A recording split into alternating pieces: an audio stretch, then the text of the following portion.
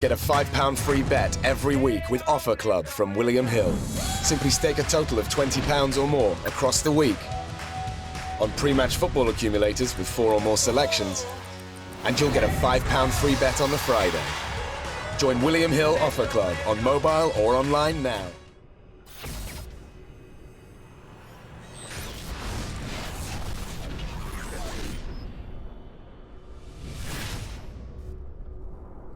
Sunny's on the IFL TV in association with Macklin's Gym Marbella. I'm at the Dorchester Hotel in London today for the Haye versus Bellew press conference. With me, I've got 8-0 light heavyweight boxer Joe Fournier. How are you? I'm good, buddy. How are you? I'm great, thanks. Absolute fireworks in there today. The sort of things you want to see and they build up to a fight. I know they hate each other, and David can't wait to just drill him, and I can't wait to drill him because he's got such a big mouth, and like being from London, and I can't even understand what he's saying half the time. Wow. Harsh and racist. Love it. Obviously, explain a bit about yourself, why you're so pro David Haye. David's my manager. I'm under Haymaker Promotions. He saw something in me that, at the very, very beginning. I'm now 8-0, 8 knockouts, so I'm working my way up the ranks. And obviously, it's important for me. It's important for me to just, keep being mentored by him. I train at the Fifth Street Gym in Miami. We're under Dino Spencer. Obviously, big legacy there with Muhammad Ali. And I'm excited. I'm excited to really go up to the next level now.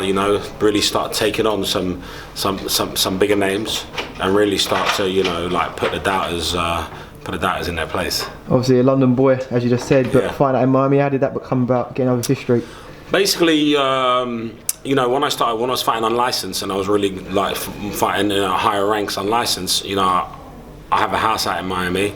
I went down to see Dino, and I said, look, this is where we're at. I knew the Gale was training down there, Groves are trained down there, the Durrell brothers trained down there. So, to be the best, you got to train with the best. And that's how it got me started. And about 18 months ago, I turned professional. And never lost, even unlicensed. And seemed to be putting people to sleep pretty quick. So I mean, when you said light heavyweight, I was a bit surprised. I mean, not the light heavyweights usually tall. How did you find your power at that weight?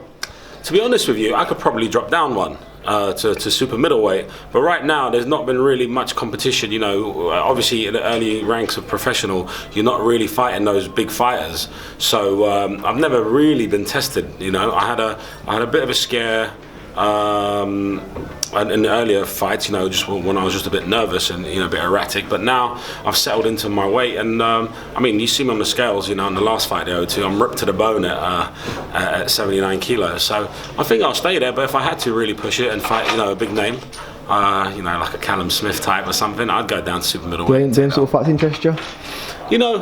I didn't do this to just be like a 10-12-0 fighter and then retire and say, oh look, that's it. I came to win, and at the end of the day, what's the worst can happen? You get knocked out. All right, well, worst things can happen. You could lose your leg in a car accident. I'm fearless when it comes to those things. There's some phenomenal fighters I truly respect, but no one knew British Prescott would beat Amir Khan, and that happened. So there's some mad shocks like Rackman against Lennox. So why can't it be me? Why can't I take on someone that's way better ranked, way bigger name, way better amateur pedigree, but just doesn't have the heart? Look in fairness to Bellew, although I don't like him as a person, look what he's achieved.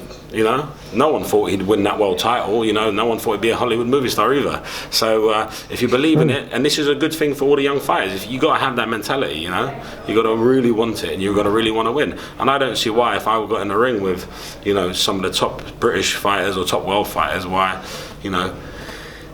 it comes to your will at the end of the day. I got a good chin. No one's ever put me down, even in sparring. I've been in sparring with Durrell.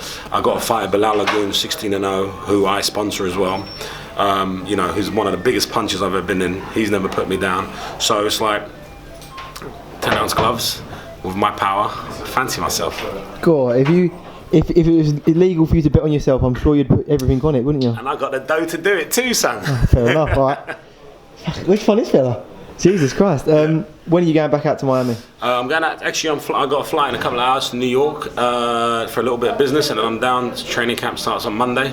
I'm hoping to fight on the Santa Cruz Frampton undercard on the 28th of Jan, and then 5 weeks later back here to make it 10-0. To make it 10-0, probably 11. I might have a little fight in between. You don't stop, do you? Yeah, you know, I'm 33 now, so I've got two years left, probably 2.5 years left. You can't tell Bernard Hopkins that. Yeah, well, exactly. But that's a good thing. I haven't taken a lot of punches. You know, I started late, so it means, you know, Bellew started late. You know, when David Haye was world champion, Bellew was an amateur. So true. It just, you know, I'm not punch drunk.